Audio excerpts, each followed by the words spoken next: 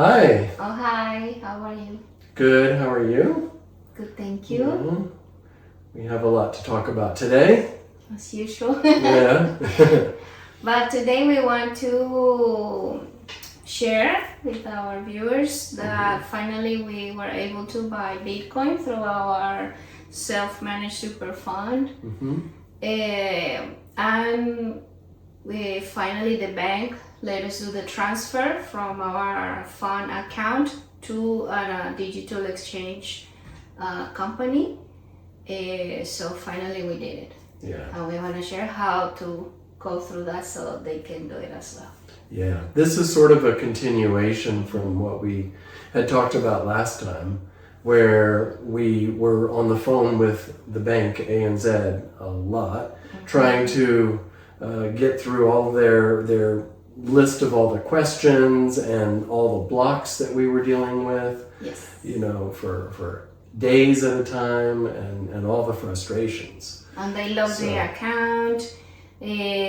I think there is like an automatic system in some banks, especially with new clients doing this like us, where as soon as you transfer to a digital exchange company, immediately it gets flagged and your account is gonna be locked. Like you can't even log in from the app or website. Yeah.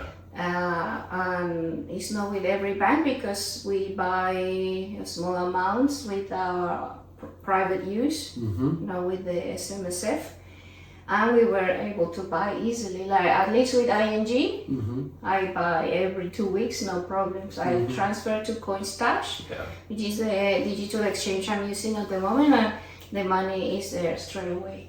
Yeah, never an issue. ANZ, yeah, always blocking my account. Yeah. So after all that headache and frustration, we had a breakthrough, huh? Yes, we did it. Yeah. Yeah, so what we did, I booked an appointment in a branch, and then you have to take your time. We had to go. I take time from work to do this, but it's worth doing it. And then we talked to the lady. She was really nice. Immediately when I said the problem, look, we can't transfer from our account to CoinStash. Oh yeah, I know this issue. Immediately she knew what to do. And she's okay, let's do what we call a domestic transfer. So basically the bank will transfer the money on your behalf. You just have to tell them the amount and give them the details of the account where they have to transfer. And confirm on the phone and bring your ID. And that's it. That's all. So that's what we did, right? Yes. Let's kind of talk through kind of what we did. We sat down, Yes. and she said, okay, yes, I understand. I know exactly what you're dealing with. Let's do a bank transfer. Yes. And then she got on the phone. With a special team, which is a team that is the type of our bank account, because this is a self-managed super fund. We have a different bank account. Right. And she had to call that team. Yeah. Okay. And so by calling that team, then they connected with her. They trusted her, and she even said, I remember her saying, "Hey, yeah, you know, we didn't know what the other person was saying, but we heard her say, yes, I have them both with me,' because we both went together." Yes. And she said, yes, both of our customers are with me. Yes. And also she said by going there in person, showing our IDs, we don't have to go through those security questions like the Falcon team that is part of ANZ that are always blocking our account. If you go through to the branch, you sort of bypass all those security questions. Yeah. But you always have to tell what are you doing. I show her the CoinStash app on the phone, and she saw, look, this is my account, and this is our account number and the BSB. Yeah, and then she was okay, and then she entered all the details. Yeah, so that was it. And then once that happened, then it was just done immediately, or did it take a little bit of time? Next day. The next day. Yeah, she said within 2 days the money will be transferred, but actually it was 1 day. Like next day, less than 24 hours. Yeah. The following morning, the money was in the exchange. Yeah, we got a little email, Yes. and that was a nice thing to see. Mm-hmm. Saying, your funds have arrived. Yes. So that was a huge relief. Yeah. One thing though, because the bank did the transfer in a sort of magic way, let's call it like that, I don't know. Then the transaction in our exchange account looked like it was done by ANZ Bank, but not from our account. It looked like it was done somehow magically. Okay. So I had to send screenshots of our account where the money is being withdrawn, and I had to send a few screenshots to prove that this money comes from us. Right. Because it didn't look like our. Right. It looked like some other account. Because ANZ does it. I don't know how. So maybe it is a good idea to ask in the bank if they can print like a receipt of the transaction that you can then send by email to your exchange. So it is all transparent that this is your money. Okay. And because we have to send a couple of emails with the screenshots. Yeah. And once the digital exchange verified that it was us, then the money was there. Then it was there. Good thing that with CoinStash, and they don't pay us to say this, is that we have a WhatsApp chat with them, and if any problems we can message on a weekend every day, like no problems, and immediately they help us. So it's like a very personalized service. Very personalized, and that was a real good thing to have this past weekend. They so because we needed that help. So straight away. So immediately, it's not that you're gonna talk to a bot or one of those chats things. No, it's other humans ready to help. And really reply quickly, and they help us, and then they help us to buy the Bitcoin. Exactly. And so we made it through that step, and we finished that process. We got it done. That was a big thing, and they were, because of the transfer that they did, the domestic transfer. I don't know if was there a limit, but I mean, because they were able to transfer all that we wanted them to transfer just once. We didn't have to break it up into multiple transfers. That's important, They could just do it all. Yes, because actually our initial idea was, let's go to the bank to increase our limit, and then see if they can help us to do one transactions and it doesn't get flagged or locked our account. Exactly. We just wanted to do that, and again go through that security process. Like that was our plan. We didn't know they could do this domestic transfer and actually get the money. And do all of it. So that was a good thing.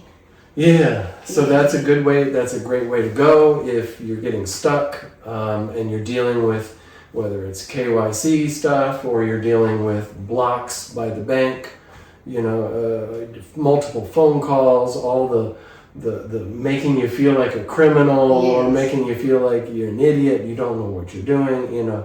They have all these ways to try to. They say they're protecting you, and I guess in some ways they are. But at the same time, though, once you prove yourself, there should be an element of trust, I think. Once you prove yourself, they should trust that, you know what you're doing. You should be able to transfer things on your own. It's your money, you should be able to transfer it. But they don't.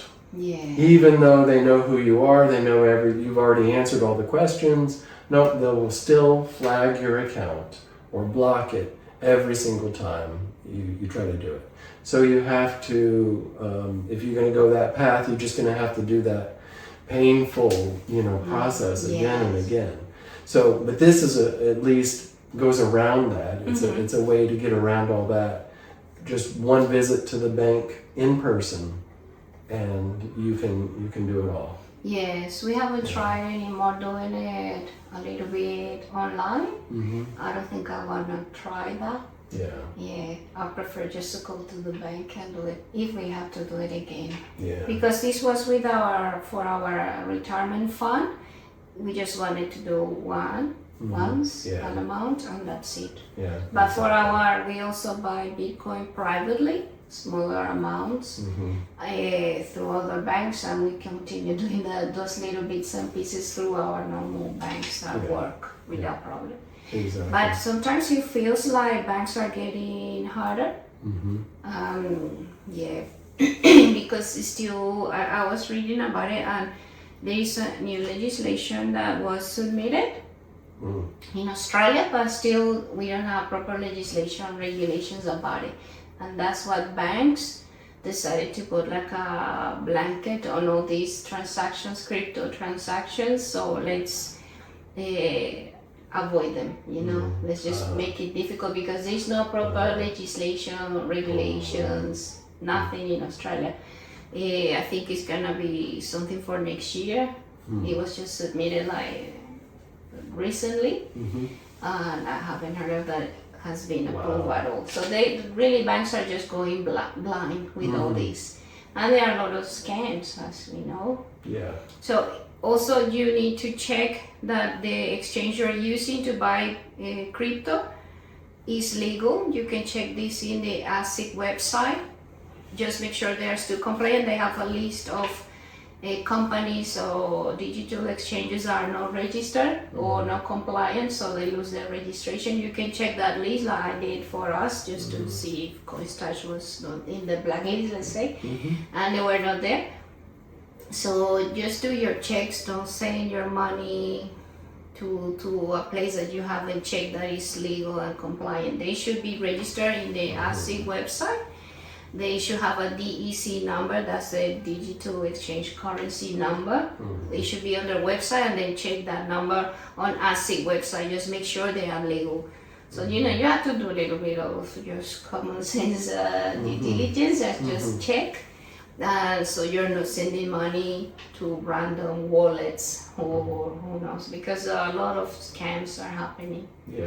People not knowing what they're doing. Yeah, exactly. And the scams, like, we felt really comfortable with who we're working with, because there's never been any pressure to do anything.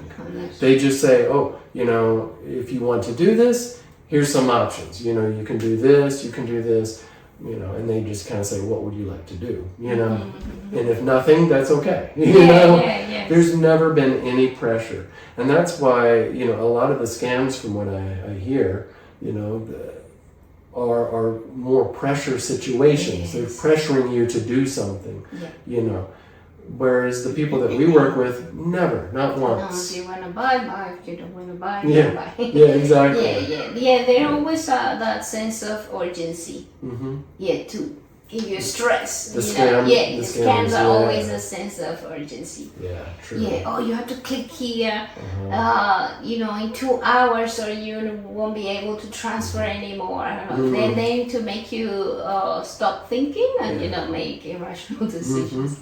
Exactly. Yeah, so it's very scary. You have to be careful. But if you check on ASIC website that they are okay, if you have your ESP or Pay ID in the exchange that you're gonna transfer to, you go to the bank and do the domestic transfer.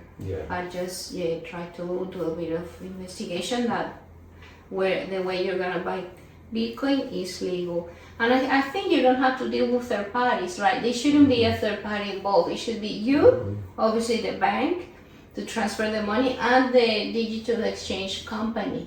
It shouldn't be any middleman like, I'll help you buy. I don't know. I wouldn't trust that. If there is more people involved, because you can just buy now directly from these exchanges like Binance or I don't know, eToro, CoinStash. We have tried different ones, and another video we can talk about our experience with all of them.